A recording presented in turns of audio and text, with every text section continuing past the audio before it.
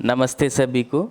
आज हम हिंदी में कक्षा 7वीं का जो पाठ हैं, अध्याय हैं दादी माँ, उनके प्रश्न उत्तर देखने जा रहे हैं।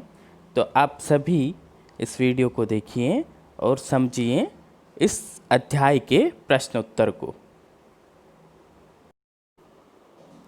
यह है चैप्टर 2 दादी माँ, पाठ्य पुस्तक के प्रश्न अभ्यास।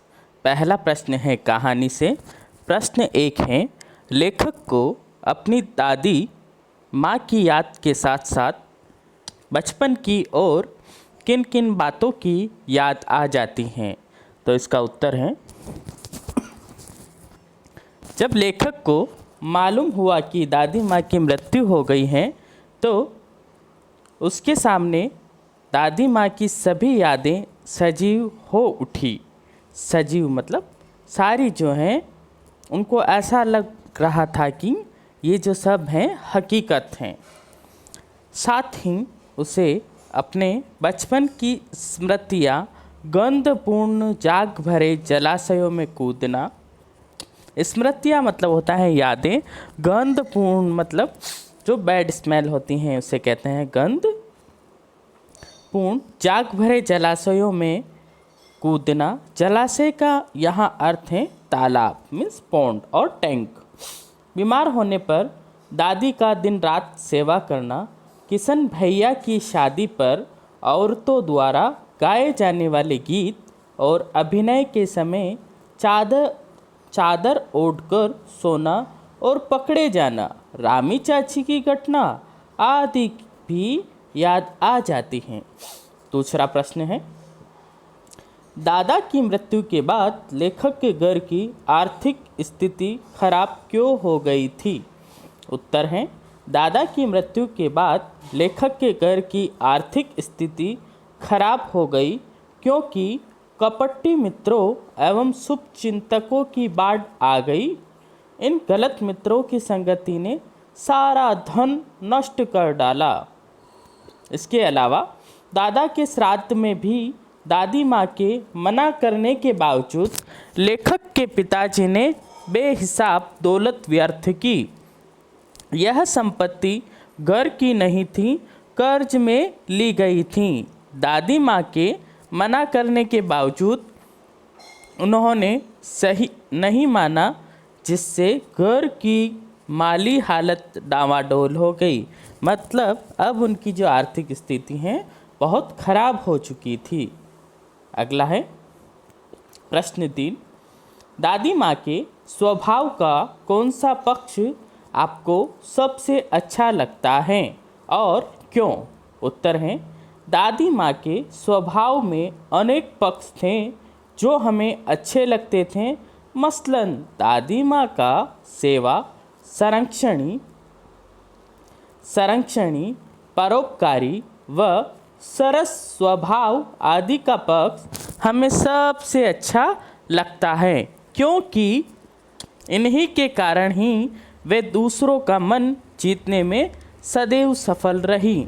लेखक के बीमार होने पर दादी द्वारा उसकी सेवा करना, रामी चाची की बेटी की शादी पर उसके घर जाकर उसकी सहायता करना व पिछला बकाया ऋण माफ़ करना, पिताजी की आर्थिक तंगी देखकर दादी की निशानी सोने का कंगन उन्हें देना आदि दर्शाता है कि दूसरों की मदद करना ही उनके जीवन का प्रमुख उद्देश्य था।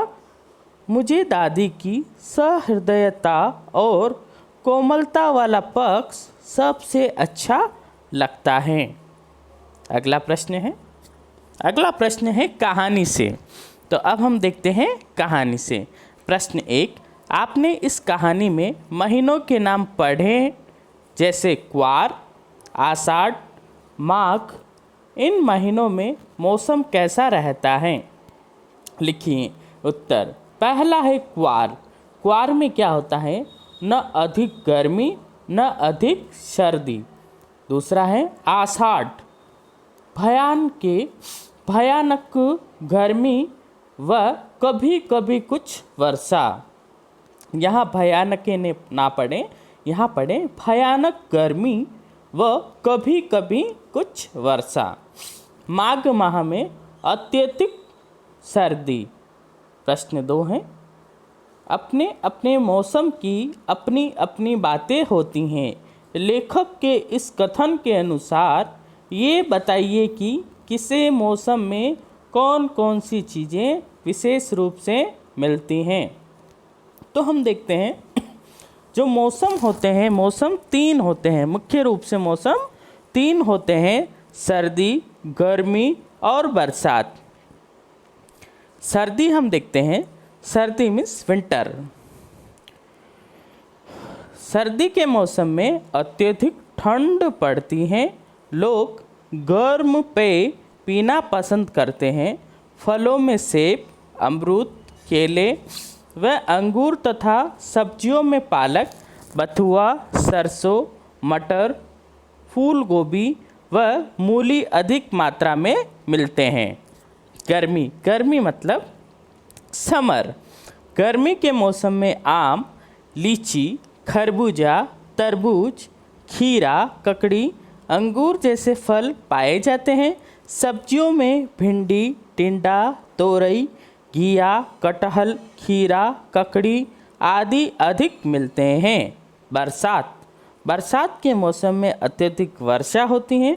फलों में कई प्रकार के आम, आलू बुखारा, खुरमानी के अलावे इस मौसम के सब्जियों में बैंगन, करेले, परवल, फलियां आदि काफ़ी मात्रा में पाए जाते हैं। आगे हैं अनुमान और कल्पना। प्रश्न 1, इस कहानी में कई बार ऋण लेने की बात आपने पढ़ी। अनुमान लगाइए किन किन पारिवारिक परिस्थितियों में गांव के लोगों को ऋण लेना पड़ता होगा और यह उन्हें कहाँ से मिलता होगा। बड़ों से बातचीत कर इस विषय में लिखिए। यहाँ पर मेरा उत्तर रहेगा, गांव के लोग प्रायः आर्थिक तंगी से परेशान रहते हैं। कई बार ऐसी परिस्थितियां आ जाती हैं जब लोग ऋण शादी विवाह के खर्च के लिए, मकान बनवाने के लिए, बच्चों की फीस जमा करने के लिए, फसलों की बुआई के लिए, बच्चों की पढ़ाई के लिए, पशु खरीदने के लिए, किसी पारिवारिक सदस्य की मृत्यु के बाद उसके अंतिम संस्कार के लिए प्रायः लोग ऋण लिया करते हैं। यह ऋण उन्हें गांव के जमींदारों व साहूकारों से मिलता है। इसके अलावा यह ऋण सहकारी बैंक, राष्ट्रीयकृत बैंक, सरकार के विभागों, डाकघर से तथा सहकारी समितियों से लोगों को विभिन्न प्रयोजनों के लिए ऋण मिलने लगा है। अगला है प्रश्न 2, घर पर होने वाले उत्सवों समारोहों में बच्चे क्या क्या करते हैं। अपने और अपने मित्रों के अनुभवों के आधार पर लिखिए। उत्तर है, घर पर होने वाले उत्सवों समारोहों में बच्चे नए नए कपड़े पहनकर नाना प्रकार के व्यंजनों का आनंद लेकर व नाच गाकर खूब मस्ती करते हैं। इसके अतिरिक्त मित्रों से भी इस विषय में बातचीत कीजिए। अगला है भाषा की बात। भाषा की बात से प्रश्न पहला है, नीचे दी गई पंक्तियों पर ध्यान दीजिए। जरा सी कठिनाई पढ़ते अनमना सा हो जाता है, सन से सफ़ेद। समानता का बोध कराने के लिए सा, सी, से का प्रयोग किया जाता है। ऐसे 5 और शब्द लिखिए और उनका वाक्य में प्रयोग कीजिए। उत्तर है, फूल सी कोमल बच्ची सो रही हैं, कोयल की मिश्री सी गीत बड़ी आनंददायक होती हैं, यह फल सहज सा मीठा है, वह पत्थर सा कठोर है, बच्चे का गाल सेब सा लाल है। अगला है प्रश्न 2, कहानी में छू छू कर ज्वर का अनुमान करती, पूछ पूछ कर घर वालों को परेशान कर देती। जैसे वाक्य आए हैं, किसी क्रिया को जोर देकर कहने के लिए एक से अधिक बार एक ही शब्द का प्रयोग होता है। जैसे वहाँ थक गया, उन्हें ढूंढ ढूंढ कर देख लिया। इस प्रकार के 5 वाक्य बनाइए। उत्तर है, सागर के किनारे दूर दूर तक कोई न था, माँ न जाने क्यों जोर जोर से चिल्ला रही थी। जीवन में कदम कदम पर परीक्षा देनी पड़ती हैं। मेरे बार बार मना करने पर भी वह घर छोड़कर चला गया। चोरों ने घर के मालिक को मार मार कर अधमरा कर दिया। अगला प्रश्न 3 है, बोलचाल में प्रयोग होने वाले शब्द और वाक्यांश दादी माँ कहानी में हैं। इन शब्दों और वाक्यांशों से पता चलता है कि यह कहानी किसी विशेष क्षेत्र से संबंधित हैं। ऐसे शब्दों और वाक्यांशों में क्षेत्रीय बोलचाल की खूबियाँ होती हैं। उदाहरण के लिए निक्सार, ब्रह्मा, उरिन, चिवड़ा, छौंक इत्यादि शब्दों को देखा जा सकता है। इन शब्दों का उच्चारण अन्य क्षेत्रीय बोलियों में अलग ढंग से होता है। जैसे चिवड़ा को चिड़वा, चुड़त्र, पोहा और इसी तरह छौंका को छौंक, तड़का भी कहा जाता है।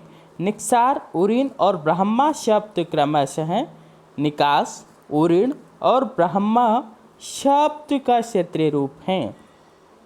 इस प्रकार के 10 शब्दों को बोलचाल में उपयोग होने वाली भाषा और बोली से एकत्र कीजिए और कक्षा में लिखकर दिखाइए।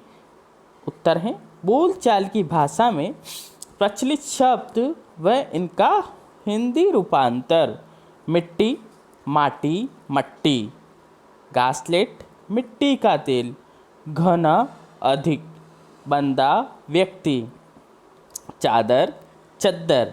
प्यार, दुलार। पक्षी, पंछी। नाटक, नौटंकी। कोआ, कागा। विवाह, ब्याह। विवाह, शादी। कृष्ण, किशन। घड़ा, मटका। घघरी, घैली। स्नान, नहाना आदि। अगला है भारतीय महीनों के नाम या हिंदी महीनों के नाम। पहला है चैत्र, दूसरा है वैशाख, तीसरा है ज्येष्ठ, चौथा है आषाढ़, पांचवा है श्रावण जिसको हम सावन भी कहते हैं, छठवां है भाद्रपद जिसे भादो भी कहते हैं, सातवां है अश्विन जिसे हम कुआर भी कहते हैं, आठवां है कार्तिक, नौवां है मार्गशीर्ष जिसे अगहन भी कहते हैं, 10वां है पौष जिसे हम पूस भी कहते हैं, 11वां है माघ और 12वां है फाल्गुन जिसे हम फागुन के नाम से भी जानते हैं। आप सभी का वीडियो देखने के लिए बहुत बहुत धन्यवाद। यदि आपको यह वीडियो पसंद आया हो तो आप इसको लाइक कर सकते हैं और चैनल को सब्सक्राइब भी कर सकते हैं। बहुत बहुत धन्यवाद।